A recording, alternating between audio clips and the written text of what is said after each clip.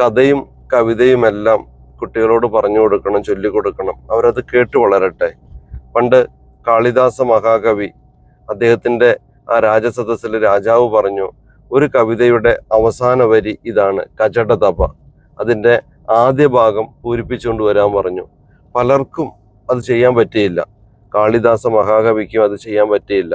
അദ്ദേഹം വയൽവരമ്പിലൂടെ നടന്നു പോകുന്ന സമയത്ത് ഒരു കുട്ടി എതിർദിശയിൽ നിന്ന് വരുന്നുണ്ടായിരുന്നു. ആ കുട്ടിയോട് അദ്ദേഹം ചോദിച്ചു, കസ്യാപുത്രി എന്ന് വെച്ചാൽ ആരുടെ മകളാണെന്ന്. ആ കുട്ടി പറഞ്ഞു, കനകലതായാം, ഞാൻ കനകലതയുടെ മകളാണെന്ന് പറഞ്ഞു. ഹസ്തം കിംദേ, കയ്യിൽ എന്താണെന്ന് ചോദിച്ചു. ആ കുട്ടി പറഞ്ഞു, താളീപത്ര, പണ്ട് താളിവലകളിലാണല്ലോ എഴുതി പഠിച്ചുകൊണ്ടിരുന്നത്. അപ്പോൾ കവി ചോദിച്ചു, കാവാരേഖ, അതിലെന്താ എഴുതിയെന്ന്. അപ്പോൾ ആ കുട്ടി പറഞ്ഞു, കചടതപ. കാളിദാസ മഹാകവിക്ക് ഒരു കവിത അവിടെ കിട്ടി. അദ്ദേഹം അത് രാജകൊട്ടാരത്തിൽ അവതരിപ്പിച്ചു. ഒത്തിരി സമ്മാനങ്ങളൊക്കെ അദ്ദേഹത്തിന് കിട്ടി. അപ്പോൾ ഒരു ചെറിയ കുട്ടിയിൽ നിന്നാണ് അദ്ദേഹത്തിന് ആ കവിത ഉണ്ടായത്.